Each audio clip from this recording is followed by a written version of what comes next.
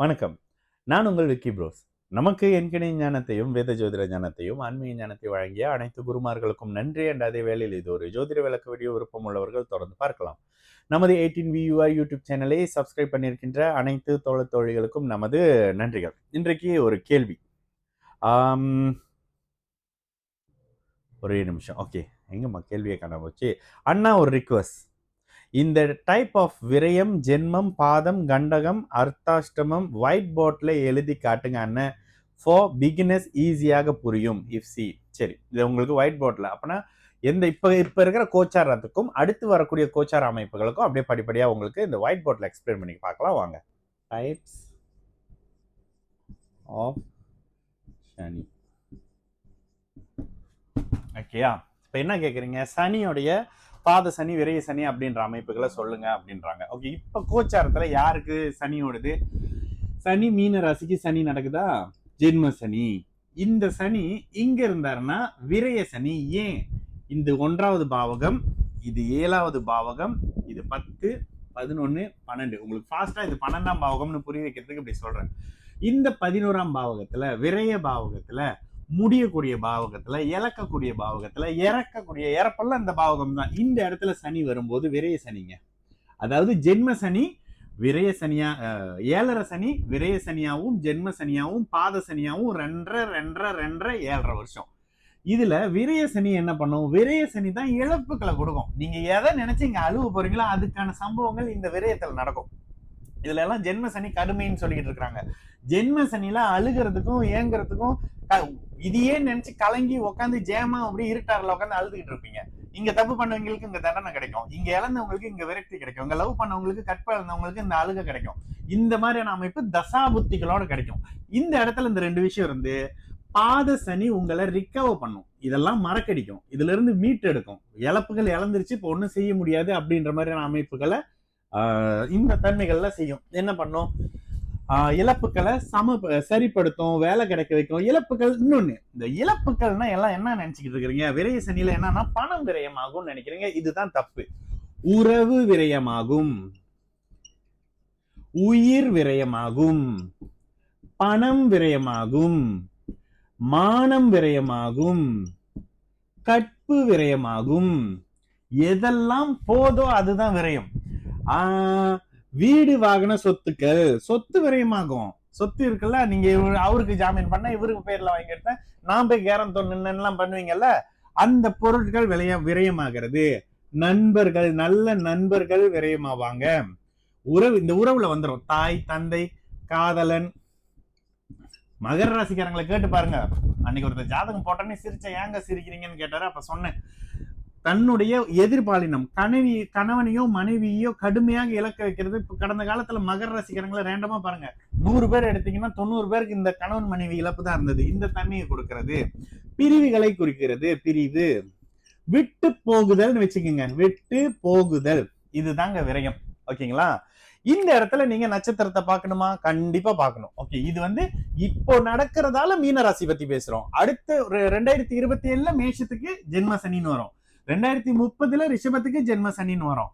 அதுக்கப்புறம் இவருக்கு 2032 மிதுனத்துக்கு ஜென்ம சனின்னு வரும். அப்போ ஒவ்வொருத்தருக்கும் இதே பேட்டர்ன்ல தான் இந்த விஷயம் நடக்கும். ஓகேங்களா? இப்போ நம்ம பார்த்தது ஜென்ம சனி. ஓகே, இந்த இடத்துல இதுக்கு இப்ப நம்ம பார்த்தது விரை சனி. அடுத்ததா இப்ப இந்த ஜென்ம சனி. ஜென்ம சனின்னு வரும்போது தான் ஸ்பெஷல்ங்க.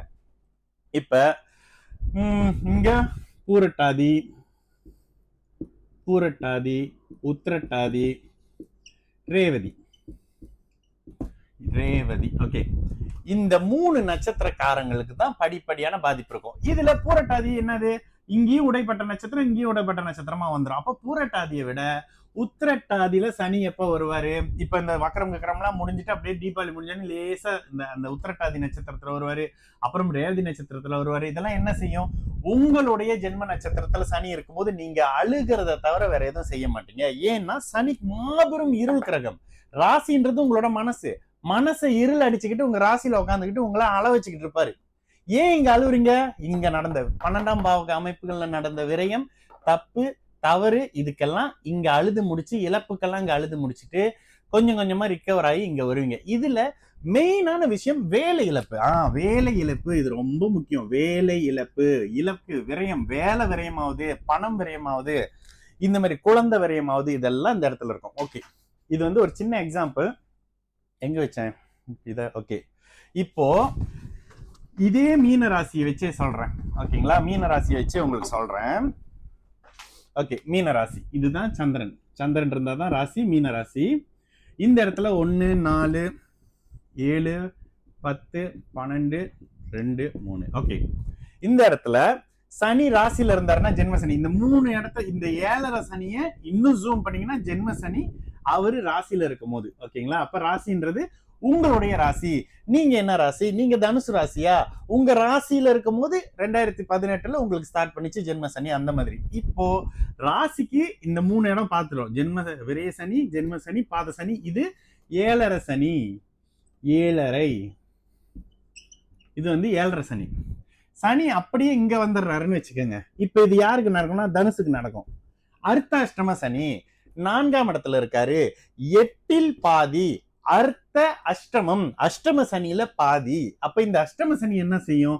பெரிய கெடுபலன்கள் அமைப்புகளை செய்யாது. ஆனா தாயார் மாதிரியான சில உயிர் உறவுகள் அமைப்புகளை ஒரு மாதிரி டிஸ்டர்ப் பண்ணுவாரு. ஆனா இந்த இடத்துல இன்னொரு நல்ல விஷயம் என்னன்னாக்கா, பாப கிரகங்கள் கேந்திர வலிமையோட இருக்கணும். ஏன்? வேலைக்காரன் 10ஆம் இடத்துல வேலை இடத்துல இருக்கணும், ஒர்க் ஷாப்ல இருக்கணும். அதனால வேலைக்காரனுக்கு கேந்திரம் வளமா இருக்குது. கேந்திரம் என்ன? 1 4 7 10 1 கேந்திரமா வராது. ஓகே, இதுக்கு அடுத்த நிலையில சனி 3ல 6ல 11ல இருக்கிறது அட்டகாசம். இது அப்புறம் வரேன். இந்த இடத்துல ஜென்ம சனி பார்த்துட்டீங்க, அர்த்தாஷ்டம சனி பார்த்துட்டீங்க. அடுத்ததாக கண்டக சனி. சனி வந்து இங்க வந்துடுறாரு, 7ல வராரு. கண்டக சனி தேவையில்லாத நபரை அறிமுகப்படுத்த போறாரு, நண்பர்களை உங்களுக்கு காட்டி கொடுக்க போறாரு, பிரச்சனைகளை உருவாக்க போறாரு, இன்வெஸ்ட் பண்ண போறாரு. இந்த இடத்துல வரக்கூடிய சம்பவத்தினால சேம் கான்செப்ட் தான். இங்க நீங்க மீட் பண்ற நண்பர்களாலேயோ ஏற்படுத்துற உறவுகளாலேயோ இங்க பண்ணக்கூடிய கமிட்மெண்ட்னால ராசிக்கு 8ல அஷ்டம சனியில வேதனைகளை அனுபவிக்க போறீங்க. அஷ்டம சனி இது தாங்க சனி. ஜென்ம சனி, அர்த்தாஷ்டம சனி, கண்டக சனி, இந்த சனி இதெல்லாம் கெடுக்கிற சனிங்க. ஓகே, இப்போ அப்ப யாருங்க நல்ல சனி? நல்ல சனின்னு ஒண்ணு வரும்ல, உபஜயஸ்தானங்கள்ல ராசிக்கு 3ல சனி வராரு. உங்களுடைய எதிரிகளை கெடுக்க போறாரு. ராசிக்கு 6ல சனி வராரு. ஆனா இந்த வீடுகள்லாம் நல்லா பாத்தீங்கன்னா, இது நல்ல வீடு, இது அவருக்கு கெட்ட வீடு, இது அவருக்கு நல்ல வீடு. ஓகே, இந்த இடத்துல சனி வராரு. இந்த இடத்துல சிம்மம் மாதிரியான அதிகாரத்தன்மையை கெடுத்து பண்ணுவார். ஏன்னா இங்க அவர் பாபத்துவம் ஆவாரு. ஆனாலும் இது 6ஆம் பாவகம். இந்த இடத்துல தசாபுத்தி அமைப்புகள்ல இந்த வீடு கொடுத்த ஒரு உச்சமானாருன்னா சூப்பர் பலனா இருக்கும். அடுத்ததாக 11ஆம் இடம். இந்த சனி எப்படியும் அட்டகாசமா பண்ணுவாரு. ஏன்னா சர வீட்டுல இருப்பாரு. இது நட்பு ஸ்தானத்துல மாறுகிறாரு, சர வீட்டுல இருப்பாரு. இந்த உபஜயஸ்தான சனி, இந்த 2 சனி அட்டகாசமான நல்ல பலன்களை கோச்சாரத்திலையும் சரி தசாபுத்திலையும் தருவாங்க. ராசிக்கும் லக்னத்துக்கும் ஏத்த மாதிரி. இந்த சனி வீடு கொடுத்தவனை போலதான் வேலை செய்வாரு, சுபத்துவத்துக்கு ஏத்த மாதிரி வேலை செய்வாரு. ஆனாலும் 6ஆம் இடத்தை ஒரு மாதிரி கெடுத்து பலன் செய்வார். ஏன்னா இந்த வீடு ஒளி கிரகம் அப்படின்றதால. சரிங்களா? சோ ஒட்டுமொத்தமாக சனி எத்தனை வகைப்படுவாரு? ஜென்ம சனி, அஷ்டம சனி அமைப்புகள், உபஜய ஸ்தானங்கள்ல இருக்கிற சனி என்ன பண்ணுவாருன்ற மாதிரியான தன்மைகளை இப்ப கோச்சாரத்துல மீன ராசிக்காரங்களுக்கு சொல்லியாச்சு. அடுத்து இவருக்கு மேஷத்துக்கு வரும், ரிஷபத்துக்கு வரும், மிதுனத்துக்கு வரும். அது வந்துகிட்டே இருக்கும் 2 வருஷத்துக்கு ஒரு முறை. ஆனா இந்த இடத்துல எங்கெங்க இருக்கும்போது அவரு நல்ல பலனை செய்வார், எங்கெங்க இருக்கும்போது கெட்ட பலனை செய்வார்ன்றது தாங்க இந்த கான்செப்ட். நீங்க கேட்ட மாதிரி இதை ஒயிட் போர்ட்லயே எக்ஸ்பிளைன் பண்ணியிருக்கேன். இன்றைய கோச்சார அமைப்புகள்ல இந்த அமைப்புகளை அப்படியே உங்க ராசியில பொருத்தி உங்களுடைய 1 4 7 10 போட்டுக்கிட்டீங்க அப்படின்னா உங்களுக்கு ஈஸியா அந்த அமைப்பு புரியும். சரிங்களா? நல்லது நடக்கும், எல்லாரும் நல்லா இருப்போம். நான் உங்கள் விக்கி ப்ரோஸ். வணக்கம்.